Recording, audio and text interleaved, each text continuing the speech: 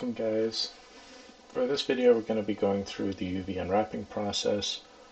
You'll see that my approach is to typically select portions of my model that are separated like I've done here by going to face mode, tapping on a face and then using shift greater than or shift period in order to grow my selection to the entirety of an object.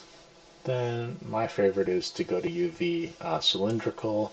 As you can see here, I use the cylinder shell to create a base unwrap that has all of the required polygons stitched together, and then I'll use the built-in tools in the UV editor, optimize and sometimes unfold as well, in order to kind of get a better shape that doesn't have any overlap, and to try and have as much of that object stitched together as possible. Again, our goal is to hide seams from any viewers. So I'm going to start on this model with the simplest objects, right? I'm not going to dive into the most difficult parts like the face and the hands. Rather, I'm going to be going across objects that aren't as important, or maybe I don't need to worry about too much, while still doing, a good job on each of them. So I'm switching here to wireframe mode. You can see to get the inside of this belt. Later on, I ended up deleting that inside faces. So I did make some changes to my model as I was going along, just in order to optimize it a little bit, or realizing where maybe I didn't need to spend time on things. But I did go through all of these just to show you guys that it is okay to run into little errors and to make mistakes. While you're modeling is pretty normal. You're not going to get it right the first time when you're modeling something completely new. Once you're pro and have modeled something a whole bunch of times, right, you'll know exactly what you're doing. So again, I'm just picking piece by piece. Switching into UV mode here inside the UV editor so I can grab individual vertices. I do that whenever I see a split like this and I can see where something isn't lined up that should really have been sewn together by the unwrap. Keep an eye on your cut lines. You see those white lines running across the character there? Those are where the cuts are, where the seams are on your character. So you can see on these objects that I haven't unwrapped yet, right? They have seams running down right the middle of the leg and things that we wouldn't want. The goal is to try and push those cuts back into a spot where they're not visible. So if you have a piece like I have here, a face that is by itself and maybe hasn't been sewn in together, often what I'll do is click on that face inside the perspective view, go to UV menu, choose automatic, and then click on the edge that it's supposed to be connected to, and choose move and sew or stitch together, A to B. Sometimes it's B to A. Usually A to B is the one to use. That will grab the floating face and pull it onto your model, and generally it's going to put it into the right place. So here you can see I have the entire chunk of this model which has a back end, all as one piece, but I realized that I would need to cut it out. Here you can see the internal geometry. Again, this is one piece that I would decide to come back to later and just get rid of that internal geometry. So I cut that out and selected it using UV shell, just so I could move it out of the way. But it is worth noting that if you have something cut out, and say I'm using UV shell and I select that whole chunk inside of the UV editor, you can also move your mouse cursor into the perspective view and hit delete, and that will actually delete those faces. It won't just delete the UVs, right? So you will see me come back to this area a little bit later when I decide, hey, I don't really want those internal faces. They're not doing anything for me. So here I do another cylindrical unwrap on the other side. Sometimes you can have luck with using edit copy and edit paste for identical objects, right? When you have two mirrored pieces. Lately I found that tool has not been as reliable, so I kind of stopped using it. There, if I have any cuts that are out of place, I select the edge and choose sew. Sew will move those edges into kind of the middle point of where they were, right, and then stitch them together for you. Once I have opposite pieces lined up, I use the flip option underneath the transform drop down menu, and then line those pieces up so that they are going to be, those UVs are on top of each other. Again, you can find some tools for this under the modify menu, but I just don't really trust the algorithms most of the time, and usually I prefer to just do things manually so that I know that it's going to work. That's just my old school nature coming through, I guess, is that I don't always trust the algorithms, right? If you're gonna have more control over your object and you know what you're doing, it's okay to take those extra clicks yourself. Once you get a handle on the tools, right, you can definitely start using them as you understand what those tools are being used for. So right here, I'm just selecting a new piece, right? I'm going to grab the pauldrons, the shoulder pads. I grow my selection using Shift period or Shift greater than, and then again I'm using the I believe I use cylindrical unwrap for this as well. Notice when my cylinder is out of place, I'll hit that little red T in the bottom left. Then I click once on the outer cylinder or outer circle.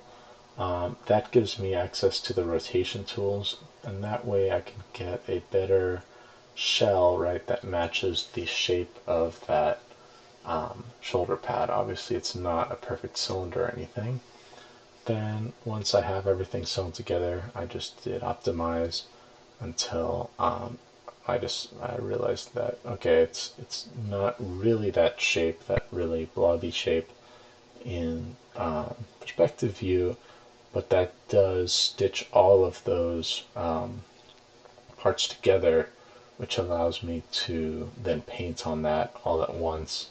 And Substance Painter especially likes to have a big blob like that to paint on because of the way that smart materials work, right? So again, here I notice a few edges that haven't been stitched, so I can use just edge mode to try and sew edges together, or I can hold right click and go to UVs to select them. I'm going to do the same thing on the opposite side, Shift period to grow my selection, go to UV, choose cylinder, click on the little red T in the bottom left, and then click once on the outer circle. Right, that lets me rotate to a point where I can check the UV editor and make sure that those seams are making sense, or that the shape of that object is making a little more sense. Now, since I have a mirrored object, same as my other side, I'm just going to move them on top of each other, and to do that I'll also use the flip inside of the transform drop down in order to make sure that all of those points line up exactly. If you have areas that don't line up perfectly, it's a little bit dangerous to stack things on top of each other.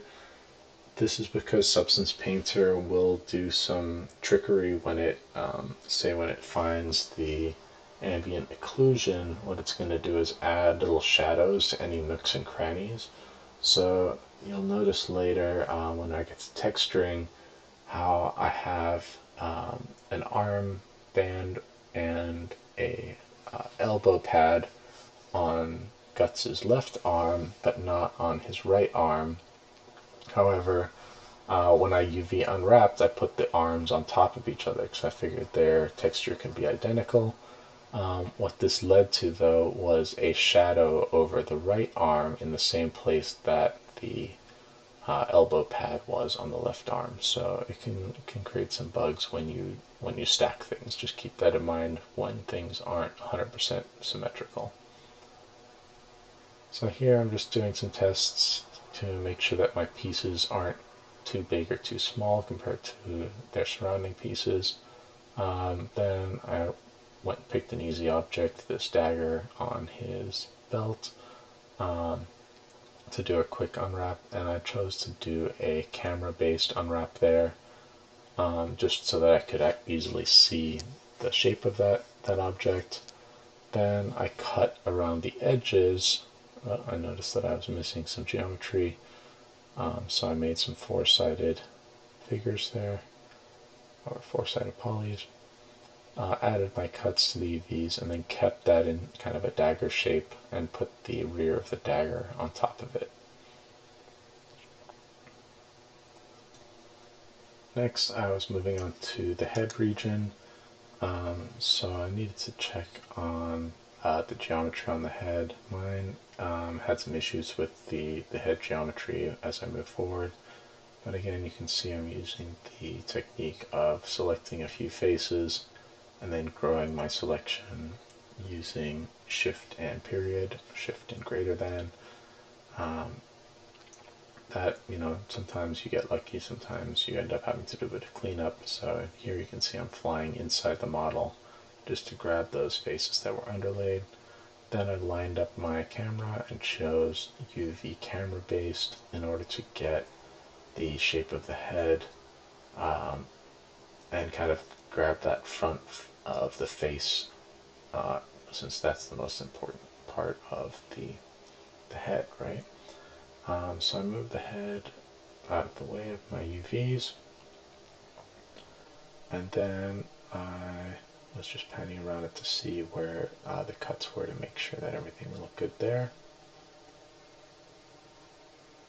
Next step, what I had to do is to go and cut the edges of the back of the neck, right, so that I could unfold the rest of the head, and flatten out the face. So inside the UV editor, Shift X is the shortcut to make it cut.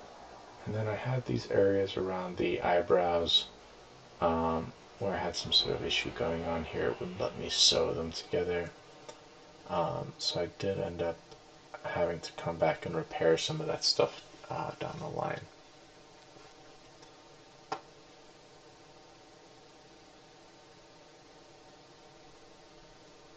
So I went ahead and did an unfold on the head, right? You can see it used those cuts at the back of the neck.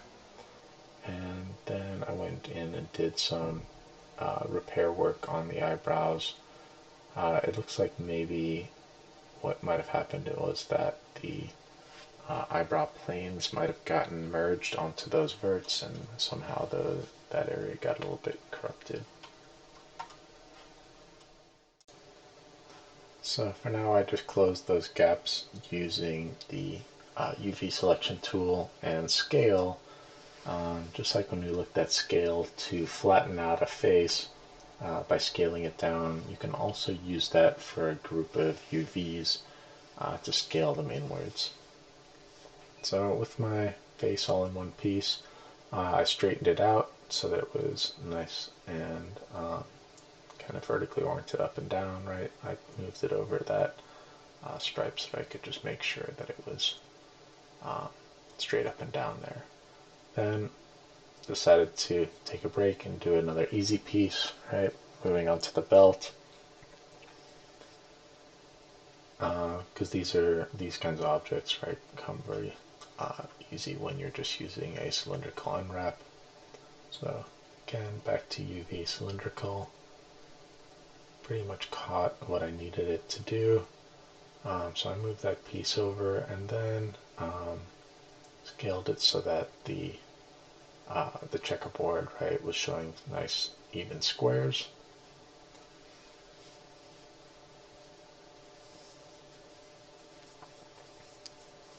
I also made sure that the cut, right, had gone to the back of the character, just because that's the least likely place that somebody's going to notice a seam.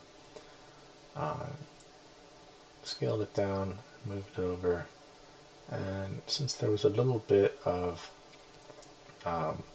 waviness to these, I can also use the straighten option underneath the modify menu.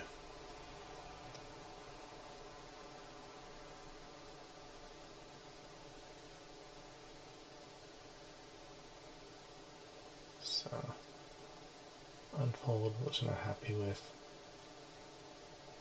because it had internal geometry. Again, I kind of made that mistake of leaving internal geometry, paid for my sins later.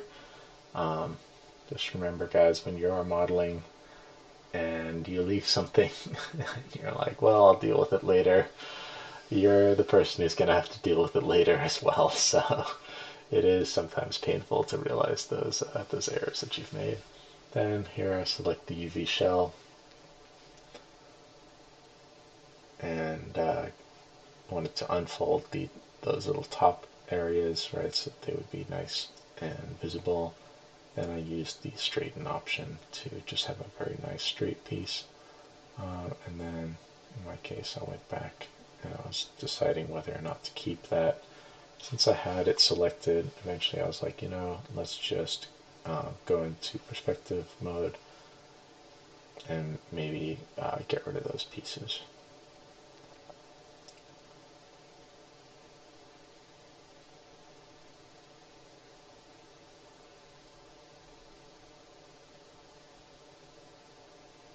So face mode, and then hit delete inside of perspective mode. That grabbed all of those internal pieces, and I just check there to make sure that all that internal geometry is gone. You can see it's just left with a shell.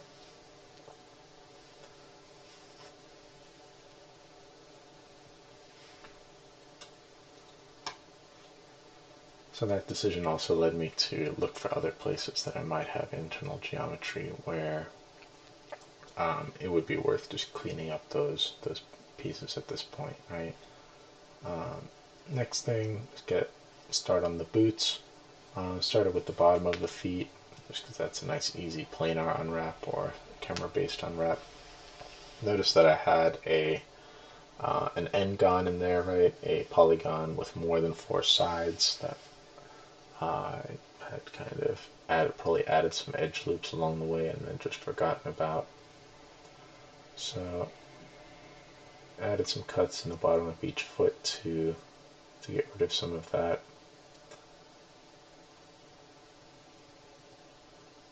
Wound up with a few triangles, but not a big deal because those areas are not doing any visible transformation, so they're never going to get seen, even if they have a bit of stretchiness to them. Just remember, triangles will cause some strangeness when you stretch things, right? That's why we try to avoid triangles on the face, just because of the way that it will distort. So when I made these boots, I just made the cuffs as a separate piece, and then now decided to make it actually a main part of the model, right? Just to make that boot all one piece of the leg. So now I was thinking of ways to merge those pieces together. Started with just a Boolean combine or a Boolean union, but soon realized my first attempt, right, was a bit too haphazard and fast, and I didn't end up with all of the connections that I needed. So I ended up having to try a couple more times. You can see I jumped through a few hoops here to get these pieces merged. Once I had the Boolean created, I went to the merge vertex option so that I could just keep my edge loops nice and straight and clean, right? But then had to do some manual target welding of those verts as well, where I found areas that had not been caught by the merge vertex or merge vertices options there. So keeping my value really low at 0.15 or 0.015 and then even lower. But kept going back and just making sure, hey, that like that these areas weren't catching anything that they weren't supposed to. So it took me a couple tries to get this one right, but I did catch a few verts that maybe were out of place. So decided to go. I think I went back to a previous save file there to where I hadn't really messed with the booleans, and tried just a general merge again. Don't think this one caught it either, so what I ended up having to do was to select the inner ring of those edges and then merge in. Here I caught a flat edge where I'd added an edge loop in there, but never given it any curvature on the front end of the boot there and on the heel of the boot. So since I was flying around it, I spotted that. I figured, hey, I'll just make that correction now. So there you can see my final solution for that was to select that inner ring on the top and the bottom, scale that downwards, and then do my boolean. That led to a more consistent result. Then I didn't have to do as much manual target welding. But again, just an area where, when I was modeling, I was like, it looks good enough, move on to the next thing. Had to pay the piper on that one eventually, right? So sometimes best to just spend a little bit of extra time when you are modeling. That way you don't have to pause and backtrack a little bit when you get to these detail stages, right? And you realize, hey, I forgot to do something in the UV unwrap process. So here again, I went for a cylindrical unwrap and tried to line up the edge at the very back of the boot, or the cut, rather, the seam. Used an unfold and saw a couple of the verts weren't lined up properly. So here I switched to edge mode and used sew to sew those edges back together. Wound up with this flattened shape for the boot, which looks a little bit strange, but it does, again, catch all of the edges and puts them all together, which is what Substance Painter likes, right? Substance Painter likes it when everything is stitched together and all in one piece. It'll make your life a lot easier in Substance if you have models like this where everything is already sewed together. If you have, say, when you do an automatic unwrap and all of the pieces go flying to the wind, Substance can deal with that, but you do get some little bugs with that, right? It's not going to lead to as nice of a result. So last step here was I optimized each of these boots a few times. Check the checkerboard mode, right, by scaling them down.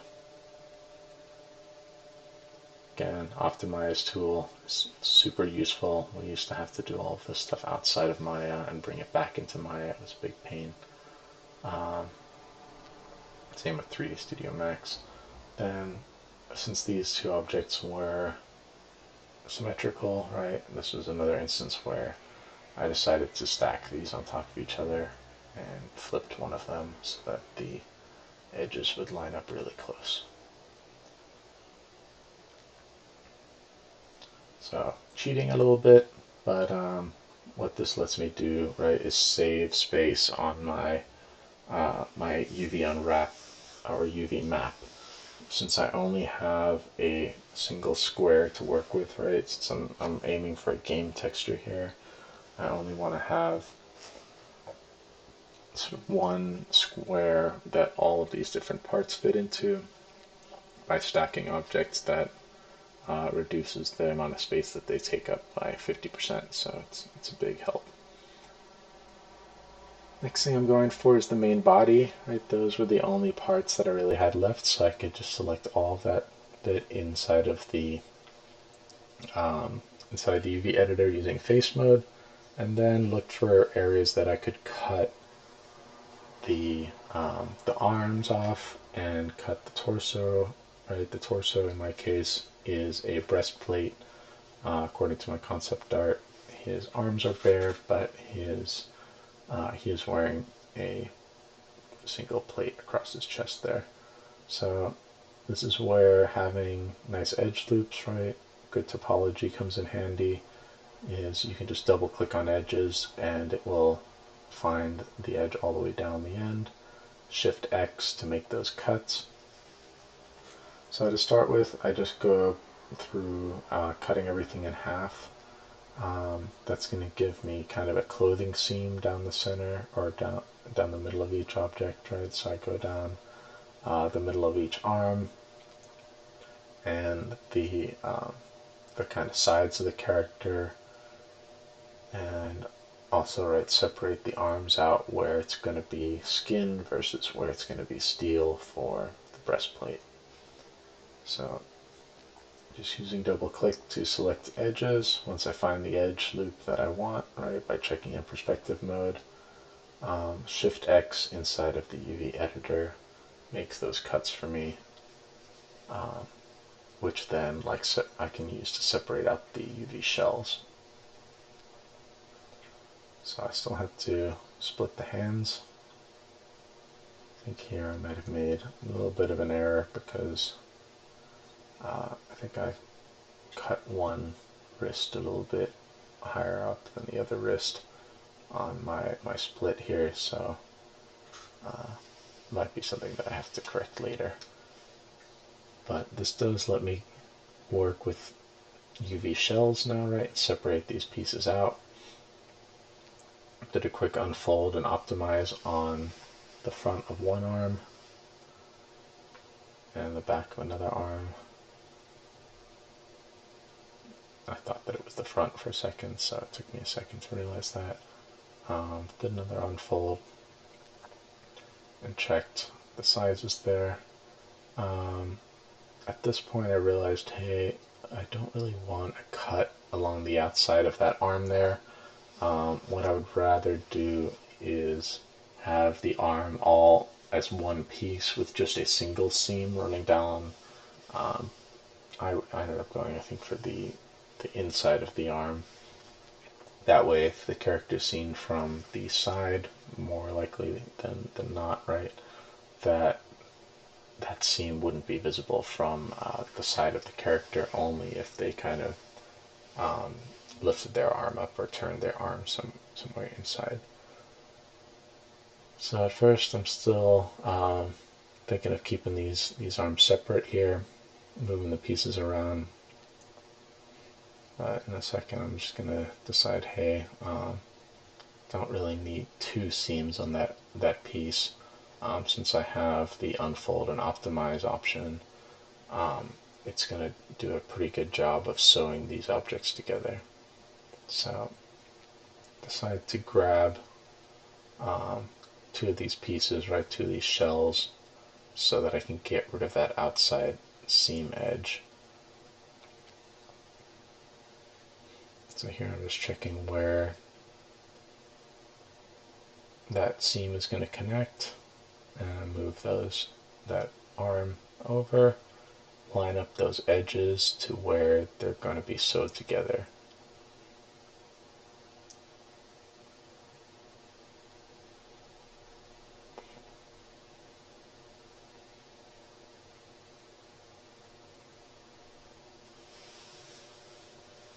So I look for the corresponding edge using edge mode.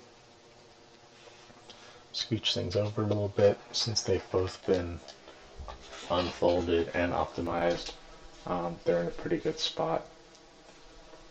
And I'm just going to stretch those edges by sewing them together. Notice that if I skip an edge, right, and sew the one next to it, the ones in between know that they should also be sewn as well.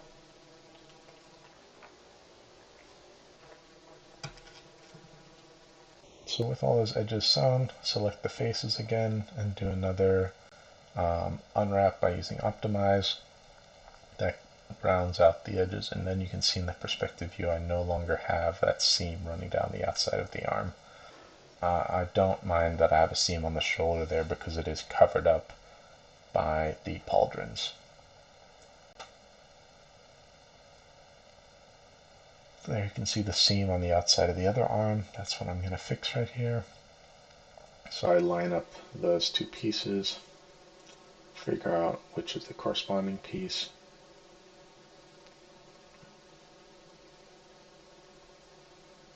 I didn't really need to be so careful here, right, since I'm going to be using optimize anyway.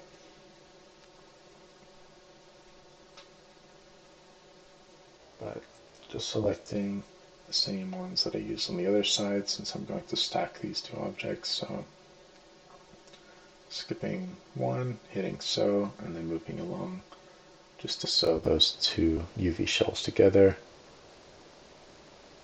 That's going to get rid of that outer seam. Me just checking that I have OBS running.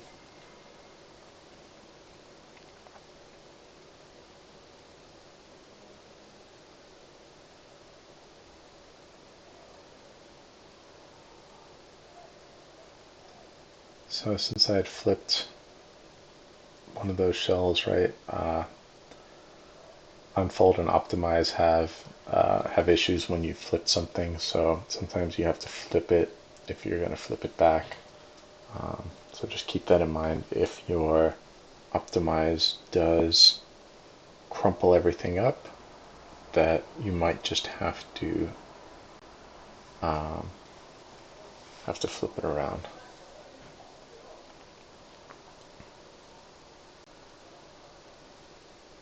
So here I'm going to try to get close with those two shells to line them up.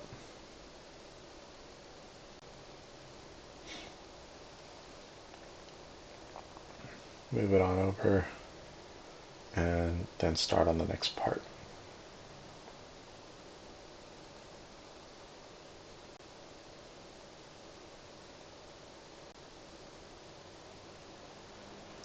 So I cut the edges of the breastplate so that I'll now have two parts to that piece.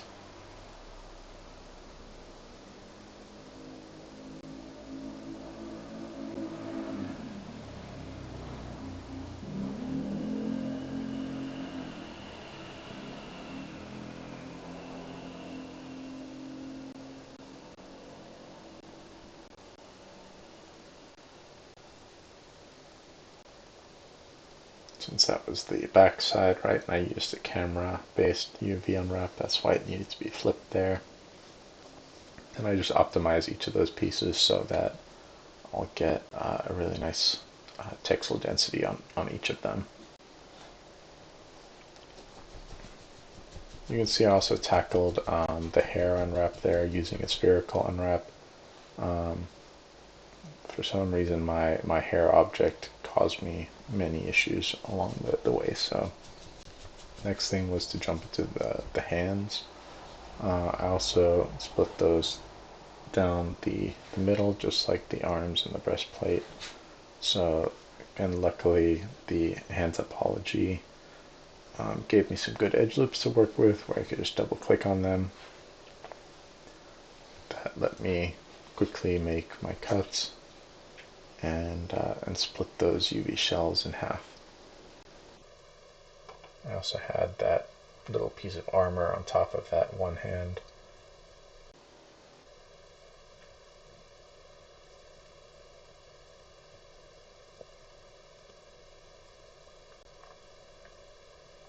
So I only had one little issue on my edge flow, which I think was on the tip of the thumb.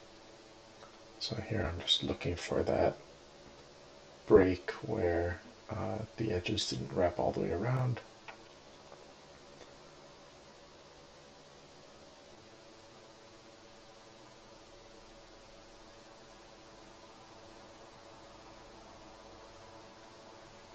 I just did a quick sew to get rid of the previous cut, and then worked my way down and manually chose that cut point for the thumb.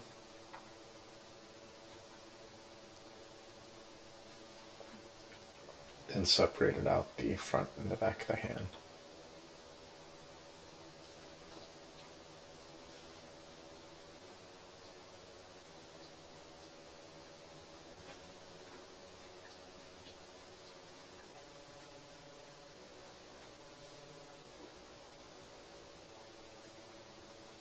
So went to the other side, found those same edge loops, and I knew to watch out for the thumb this time, so cut those edges on the front and back, and manually made those selections there.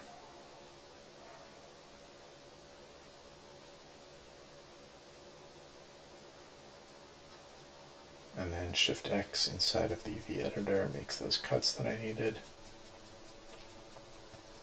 Then using UV shell, I could just separate those two pieces out. So that was pretty much the entire character. Then I used modify layout to bring all of the pieces into one UV sheet. Right? It did a pretty decent job of bringing stuff in, although I didn't like how large it had made certain objects and how small it had made other objects in the layout, right? The automatic layout made the cape really small, giving it a low texel density. I didn't want that to be such low resolution in my final model or in when I textured that cape. One solution might have been to separate the cape into its own object since it is the full length of the character. But instead, I just went and decided to sort of pick up the pieces and start arranging it the way that I wanted it to be arranged, right? So, last step in the UV unwrapping, right? One of the most painful is to get all of your pieces together. But that does give you a layout that then you are aware of where all those pieces lie, right? So even the smaller pieces, since you've moved them into place yourself, you're going to know where they need to be painted or where they are on the UV map when you do start painting in your texturing application of choice. So in my case, I'm going straight for Substance Painter just because I'm going to texture him realistically like a medieval fantasy kind of knight. Noticed on the hands that I had not unfolded them, so I did a quick optimize and got the splayed out weird hand look. That's why I noticed the wrist cuts were slightly off, but just move them over, and yeah, you can see the last step of my process was to just grab all the pieces and make sure that each piece had its own little space on the UVs. Obviously the trousers on mine were taking up a great deal of space, so that ended up being a region that I had to go back and tweak. So nothing particularly difficult about this stage, right? Once you have everything unwrapped, it's more of an artistic choice of where you're going to put things, how you're going to arrange them to make best use of your space. You can always make changes to this afterwards, right? But you only really want to make slight changes. Once you have everything in place, and you start texturing, right, you don't want to be suddenly switching the place of the trousers and the breastplate, because then you're going to have to retexture those areas all over again. It's not as bad if you say what I ended up doing on mine, right, was I adjusted the shape of the eyelids, which is within that face shell anyway, so it didn't really affect my UV layout. It was just a matter of tweaking the unwrap ever so slightly, right? So luckily, Substance Painter does have an option to update the mesh if you've made any changes to it. But generally, you only want to be making very, very small changes to your mesh after this point, right? You don't necessarily want to be making major additions or updates to the shapes of things, because your layout is kind of set, and you're kind of bound to it at that point, right? So definitely just try and give priority to things that are going to be the most seen by the viewer, right? Things that are on the back of the character, not as important, so they don't have to be as big, right? But the face has to be as large as you can make it, up to almost a quarter of the size overall. If you get to a point like me where you realize suddenly you're out of space, you just grab everything, right? Grab everything, size it down, and then try a different layout. Yeah, it's not the end of the world to remake your layout,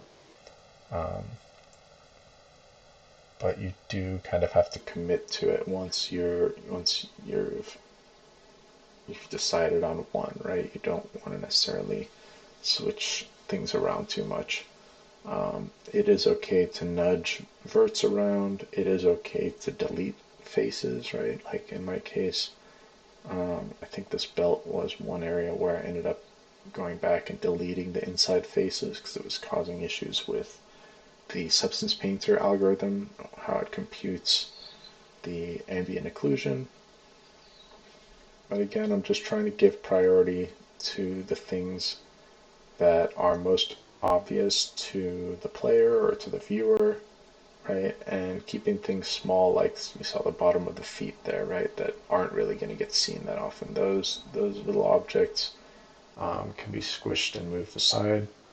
One tip I would say is, when you have things with a straight edge, say like the bottom of the cloak, try and line those things up with the bottom square edges of your UV map, right? Those puzzle pieces are going to fit into place a little bit easier if you use those straight edges on the side. Here it looks like my character's eyes got deleted, so that was one last little fix that I need to go back and add a piece in there.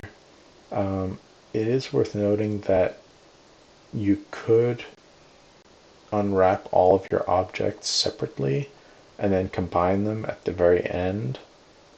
That is a valid method, because then all the UVs will come together onto one map, right? You still need to do this layout option at the end, but here you can see I unwrapped the eyeballs and did not have them as part of the main object until I combined them in after moving them into place.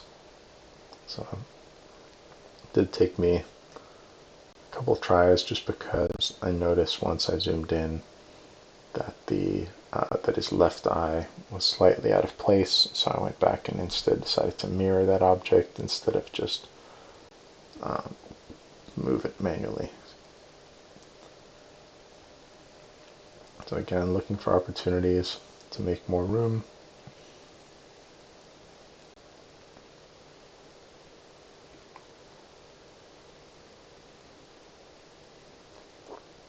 And trying to scale down and scale up objects based on their significance on the character. Here I saw, that the breastplate had that flat edge, so that it might work a little bit better, give me a little bit more space, right, if I flip it over, so that flat edge was on the flat corner of the UV map. Again, looking for objects like the eyes, right, the arms, that are gonna be centers of attention, to be quite large on the UV map. Objects that are a bit smaller can be smaller. So from there, I exported as an OBJ and brought that into Substance Painter, but I'll leave that for the next video, where we go through creating layers and use smart materials to texture that object. You can get a head start on that if you watch Rob's video series on UV unwrapping. He also did a nice overview although he goes through an extra step of creating a color ID map for his object. That's just something that I skip personally. So I hope you guys are enjoying working on your character. I know that it's a long process, and this is one of the biggest slogs, right? The most technical and challenging areas of it. But let me know if you have any questions. Thanks, guys.